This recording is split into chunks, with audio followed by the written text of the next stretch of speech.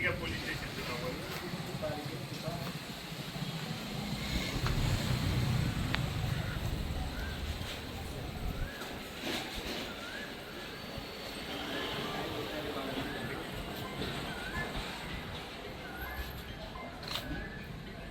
नमस्कार, मी API सागर भगवान Pawar, Godegaon police Thane प्रभारी अधिकारी. गोडेगाव पोलीस ठाणे हद्दीत आपल्या रविवारी एक मोटरसायकल चोरी गेलेल्याचा गुन्हा दाखल झालेला होता. त्यामध्ये आपण गुन्हा रजिस्टर नंबर 62/2026 प्रमाणे दाखल होतो. त्या गुन्ह्याच्या तपासामध्ये CCTV फुटेज वगैरे पण काही गोळा केलेली होती. याचबरोबर आमची पुणे ग्रामीणची स्थानिक गुन्हे शाखेची टीम देखील काही काम करत होती. त्यांना देखील बऱ्याच ठिकाणी CCTV फुटेज भेटलेले होते, काही नारायणगावचे, मंचरचे. आणि हे चालू असताना त्यातला जो आरोपी जो आहे त्याची आम्हाला ओळख पटलेली असल्यामुळं त्याचा शोध सुरू होता. स्थानिक गुन्हे शाखेच्या टीमला आणि आमच्या गोडेगाव पोलीस स्टेशनच्या टीमनं आपल्या गोडेगाव पोलीस स्टेशनच्या कार्यक्षेत्रामध्ये नारोडी फाटा या ठिकाणी एक ट्रॅप लावलेला होता आणि त्यावेळी तो आरोपी आपल्याला काल रात्री मिळून आलेला. त्यावेळी त्याच्याकडं गोडेगाव पोलीस स्टेशनच्या गुन्ह्यातील मोटरसायकल मिळून आलेली आहे. त्यानंतर आपण त्याच्याकडं अधिक तपास केला असता आपल्याला मंचर, नारायणगाव आणि ओतूर या पोलीस स्टेशनच्या हद्दीमध्ये देखील चोरी केलेले मोटरसायकल मिळून आलेले आहे. त्याचबरोबर त्याने एक मोबाईल देखील चोरलेला होता, तो पण आपल्याला मिळालेला आहे. हे सगळं करून आपण आज माननीय न्यायालयामध्ये त्याला रिमांड रिपोर्टचं कोर्टामध्ये हजर केले होतं आणि न्यायालयाने त्याला न्यायालयीन कोठडी मंजूर केल्यामुळे येरवडा कारागृह येथे पाठवलेले आहे.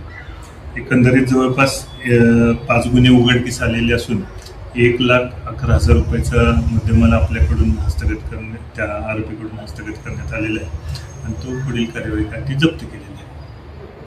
तर माझी नागरिकांना देखील ह्याच्या कामगिरीच्या माध्यमातून तुम्हाला एक सगळ्यांना सांगायचं आहे की आपल्या काही मोटरसायकली वगैरे आपण ज्या त्या ठिकाणी लावत असतो, बऱ्याच वेळा चावी विसरणे किंवा आपण हँडल लॉक न करणं असे प्रकार न करता सुरक्षित ठिकाणी आपली मोटरसायकल लावावी, हँडल लॉक वगैरे लावावे आणि जर लॉक खराब झालेले असेल तर ते दुरुस्त करून देखील घेणं गरजेचं आहे, जेणेकरून असे कुठलेही प्रकार घडणार नाहीत. या ठिकाणी ग्राम सुरक्षतेबाबत आपण काय उपाययोजना केल्या आहे का? कसं आता आपल्याकडं काही चोरीचे वगैरे प्रकार जे घडत आहेत आणि ते टाळण्यासाठी आणि लवकरात लवकर पोलिसांशी संपर्क होणे आणि त्वरित त्या ज्या ठिकाणी पीडित जे असतील किंवा ज्यांच्या घरी काय असे चोरीचे वगैरे प्रकार घडत असतील तर त्या ठिकाणी लवकर आपण उपाययोजना आणि मदत कार्य पोहोचावं या दृष्टीनं आपण ग्राम सुरक्षा दलाचे काही आपले सदस्य आहेत, त्यामध्ये थोडंसं त्यांच्याबद्दल त्यांना काही मार्गदर्शन करून त्यांच्या वेळोवेळी गावात बैठका सुरू केलेल्या आहेत आणि त्यांना बैठका घेऊन गावामध्ये कशा पद्धतीनं आपण काम करायचं, त्याबरोबर पोलीस यंत्रणेला देखील कसं माहिती द्यायची याबाबत आपण आता बैठका घेऊन मार्गदर्शन करतो. त्यासाठी जवळपास आपले जे जुने 750 ग्राम सुरक्षा दलाचे सदस्य आपले नोंदणीते आहेत तर त्यांच्या पुन्हा पोलीस व्हेरिफिकेशन करून वगैरे त्यांना पुन्हा आपण त्यांच्याबाबत व्हेरिफिकेशन करून आपण त्यांना देखील ॲक्टिवेट करत आहोत. दुसरे याच्यामध्ये ग्रामस्थांना सुद्धा आमची एक विनंती आहे. ग्रामपंचायतींना आम्ही यापूर्वी पत्रव्यवहार केलेला आहे. आपल्या गोडेगाव पोलीस स्टेशनच्या हद्दीमध्ये जवळपास 72 गावांचा समावेश आहे आणि बऱ्याच ठिकाणी दुर्गम भाग देखील आहे, रस्ते देखील येण्या जाण्यासाठी मोठ्या प्रमाणात आहे आणि या मार्गावर आपल्याला CCTV कॅमेऱ्याची आवश्यकता आहे, जेणेकरून गुन्हेगार आपल्याला लवकर कॅच होऊ शकतो आणि त्याचे येण्या जाण्याचे मार्ग देखील आपल्याला कळू शकतात. यासाठी आम्ही ग्रामपंचायतींना देखील पत्रव्यवहार केलेला आहे, जिल्हा परिषदेकडे केलेला आहे, पंचायत समितीकडे केलेला आहे आणि त्याबाबत लवकरात लवकर उपाययोजना राबवून लवकरात लवकर CCTV यंत्रणा कार्यान्वित व्हावी ही देखील एक इच्छा आहे आपली. कारण काही गावामध्ये एक ठराविक गावांमध्ये CCTV यंत्रणा बसवण्यात आलेली आहे ग्रामपंचायतीच्या वतीने.